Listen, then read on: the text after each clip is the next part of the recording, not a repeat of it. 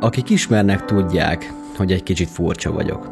Szeretek egyedül lenni és megélni olyan pillanatokat, amin mások egyszerűen csak átsiklanak. Céltalanul bolyongani az éjszakában, amikor elcsendesül a világ, mert ilyenkor szabadjára tudom engedni a gondolataimat. Szívesen látogatok el olyan helyekre, ahol régebben gyakran megfordultam, és felidézhetem magam előtt azokat a perceket, amik visszarepíthetnek egy kicsit az időben, aminek a fékezhetetlen múlása egy folyamatos harcot követel meg a fejemben, még ha tudom is, hogy ezt a csatát már régen elveszítettem. Az éjszakai ébrenlét egyfelől kapóra jön, hisz a kreatív tevékenységeim ilyenkor a legkifejezőbbek. Másfelől pedig elég rossz, hiszen amúgy is alvás problémával küzdök. Én mondtam, hogy egy kicsit furcsa vagyok. Tudom, ez a kezdés egy kissé más, mint az eddigiek, de megvolt az okom rá, hogy most eltérek a megszokottól. De mivel nem vagyok teljesen múltban ragadt, induljunk el valahova messze a világba, a hófette hegyeken keresztül. Bár egy kicsit jobban a dolgok mélyére nézve, számomra már ez is a múlt részét képzi, míg nektek a jelent. Na jó, befejeztem. A kitűzött célunk ismét Norvégia, és ennek az útnak a kezdete sem lesz teljesen szokványos, hiszen ezúttal a kikötőből történő indulást a hajó hídjáról figyelhettem végig, melyre elsősorban a Unity Line igazgatósága, majd ezután a Polonia kapitánya adott nekem engedélyt. A műszerek mögött tudakoltam meg, hogy a két hajócsavart 4 darab motor hajtja, melyek nagyjából 5 méter magasak, és a hosszuk még ennél is több. Számtalan kütyüt, radart, szélirányt figyelő rendszert láthatunk itt bent, de ami számomra leginkább ilyen érdekes az, hogy a végtelen sötétségbe haladunk előre teljes mértékben a műszerekre támaszkodva, mintha bekötött szemmel ülnénk meg egy vágtázó lovat, bízva abban, hogy az ő szeme nincs bekötve. Kelemen Zoltán vagyok, és most egy kalandos utazásra invitállak téged. Tarts velem!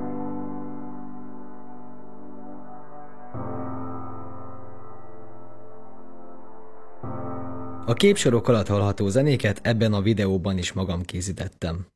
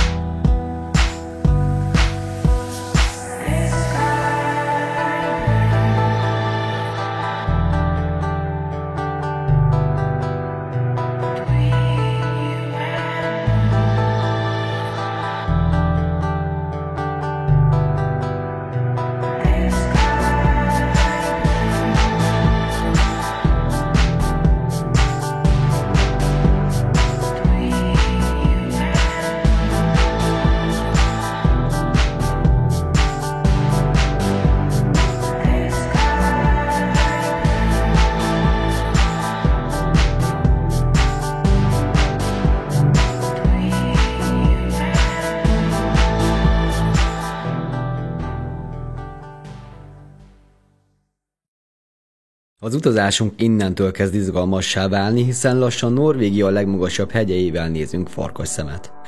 A kinti hőmérséklet nagyjából -12 fok körül mocorog, a hó folyamatosan esik, ráadásul ez esetben nem kell a helyzet javulásában reménykedni, hiszen sárga riasztás van érvényben, ami további intenzív havazást ígér. El lehet képzelni, hogy milyen nehézségeket hordoz ez magában, amikor ilyen körülmények között követelik meg a havasséges utak a kamion felláncolását. Ilyenkor jön rá az ember, hogy az említett tényezők mellett nem olyan egyszerű a láncot felhelyezni, mint ahogy azt láthatjuk egyes videókban, a nyári napégette aszfalton egy lenge pólóban, pótkocsi nélkül. Nekem ez a művelet itt 3 órát vett igénybe. Bár jó magam is csak fél éve járok északra, de talán mondanom sem kell, hogy ez nem egy veszélytelen pálya, és nem az ijedőseknek találták ki. Azonban én minden nehézségét kihívásnak fogom fel, emellett nagyon élvezem is, de azért időközönként igen emberpróbáló tud lenni. Szerencsére vannak kollégáim, akik hasznos tanácsokkal láttak el az utam elején, így ezt az alkalmat megragadva szeretném innen is hálámat kifejezni Jaki bácsinak, Zolinak és Jocinak. A szóban forgó hegylánc, amin keresztül kívánunk hajtani, régebben a Himalája jelenlegi méreteivel vetekedhetett, azonban az eróziónak köszönhetően ez már a múlté. Ennek a hegyvonulatnak a felszínét az utolsó jégkorszak formálta, amikor mindent, amit most láthatunk, vastag jégtakaró borított.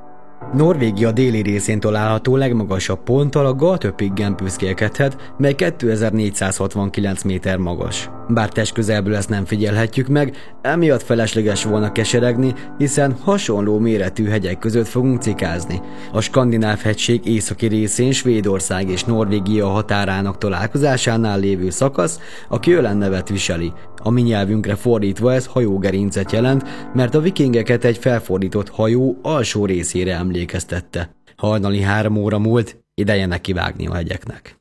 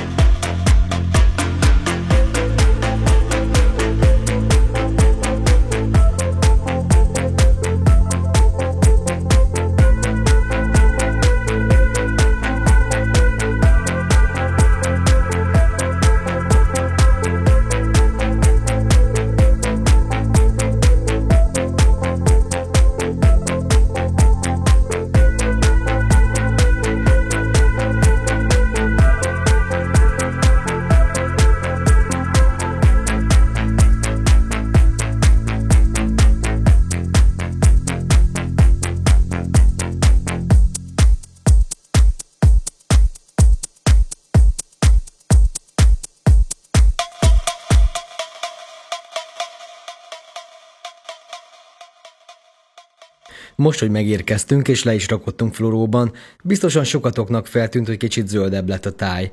Akik látták az utolsó videómat, azok minden bizonnyal tudják, hogy ez azért van, mert a tenger közelébe értünk, de az előző részben bővebben beszéltem erről. Egyelőre ne rohanjatok sehova, hiszen ennek az epizódnak a végére tartogattam a nappal készített felvételeimet, amit a hegycsúcsok között vettem fel. Ettől függetlenül a visszafele vezető utamat ismét éjszaka kezdtem meg, amikor újra intenzív havazás közepén találtam magam. Rövid időn belül nagy mennyiségű hó esett le az égből. A parkolási lehetőségek elég korlátozottak errefelé, így a láncolás sem végezhettem el akármikor. Figyelembe kellett vennem, hogy a pótkocsi üres, ebből fakadóan pedig nincsen súly a húzókerekemen, ami némi tapadást biztosítana, és ha még volna is lehetőségem megállni, nem biztos, hogy sikeresen fel tudnék láncolni egy hólepteőbőlben, hiszen nem tudnék se előre, se hátra gurulni. Meg kellett próbálnom a lendületemet megtartva felmenni az emelkedőn, mindezt úgy, hogy közben ne veszítsem el az uralmamat a szerelvény fölött.